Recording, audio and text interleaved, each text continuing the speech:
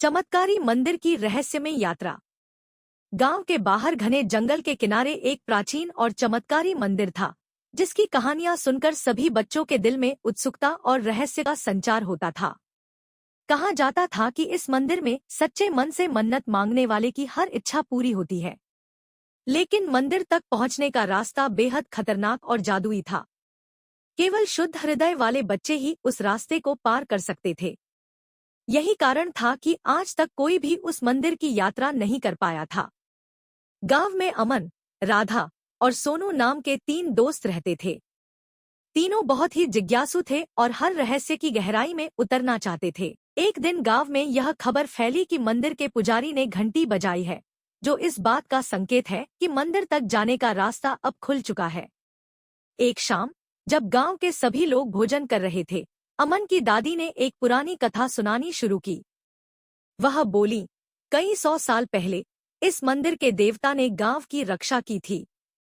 एक दिन उन्होंने मंदिर का दरवाजा बंद कर दिया और कहा कि केवल सच्चे और साहसी लोग ही यहां तक पहुंच सकते हैं। जब से कोई भी इस मंदिर तक पहुंचने की हिम्मत नहीं कर पाया है। अमन, राधा और सोनू ने दादी की बात बड़े ध्यान से सुनी। सोनू ने उत्साह से पूछा, क्या हम मंदिर तक पहुंच सकते हैं, दादी? दादी हंस पड़ी और बोली, बिल्कुल, अगर तुम्हारे दिल में भक्ति और साहस है तो। रात को सोते समय तीनों दोस्तों के मन में यही विचार घूमने लगे। आखिरकार उन्होंने फैसला किया कि वे मंदिर की रहस्यमय यात्रा पर निकलेंगे। अगली रात, जब सभी सो रहे थे, अचानक मंदिर से रहस्यमय घंटी की आवाज सुनाई दी। घंटी की आवाज के साथ ही आसमान में सुनहरी रोशनी फैलने लगी। अमन ने खिड़की से झांका तो देखा कि मंदिर की ओर से सुनहरी धुंध उठ रही थी। उसने तुरंत राधा और सोनू को बुलाया। यह मंदिर का संकेत है, हमें अभी निकलना होगा, अमन ने उत्साह से कहा। तीनों ने कुछ जरूरी सामान, जैसे कि टॉर्च, रस्सी और कुछ प्रसाद लिया और तुरंत जंगल की ओर निकल पड़े। जंगल में घुसते ही उन्हें महसूस हुआ कि वहां की हवा बदल गई है। आसपास की हरियाली अब और भी गहरी हो गई थी और पेड़ों से चमकीली रोशनी निकल रही थी। यह साफ था कि वे अब एक जादुई दुनिया में प्रवेश कर चुके थे। आगे चलते चलते तीनों बच्चे एक विशाल नदी के किनारे पहुंचे। यह कोई साधारण नदी नहीं थी। पानी चांदी जैसा चमक रहा था और उसकी लहरों से मधुर संगीत निकल रहा था। परंतु उस नदी पर कोई पुल नहीं था जिससे वे पार जा सकते। सोनू ने हताश होकर कहा, अब हम क्या करें? इस नदी को तो हम पार नहीं कर सकते। अमन ने शांत होकर अपनी आंखें बंद की और भगवान से प्रार्थना करने लगा। तभी उसकी आंखों के सामने एक चमत्कार हुआ। नदी के ऊपर एक जादुई पुल प्रकट हुआ, जो चमकीले पत्थरों से बना था। वह बोला, भगवान ने हमारी प्रार्थना सुन ली है, हमें बस अपनी भक्ति में विश्वास रखना होगा। अमन ने कहा, हमें डरने की जरूरत नहीं है। अगर हमारे दिल में सच्चाई और भक्ति है, तो हमें कोई नुकसान नहीं होगा। तीनों ने हिम्मत जुटाई और गुफा के अंदर प्रवेश किया। गुफा के अंदर अजीब सी आवाजें गूंज रही थी। जैसे ही वे थोड़ा आगे बढ़े, अचानक गुफा की दीवारों से आग की लपटें निकलने लगी। यह गुफा की दूसरी परीक्षा थी। सोनू ने डरते हुए कहा, अब हम क्या करें? अमन ने फिर से भगवान से प्रार्थना की और अचानक गुफा के एक कोने से एक जादुई शंख प्रकट हुआ। जैसे ही अमन ने शंख बजाया, आग की लपटें शांत हो गईं।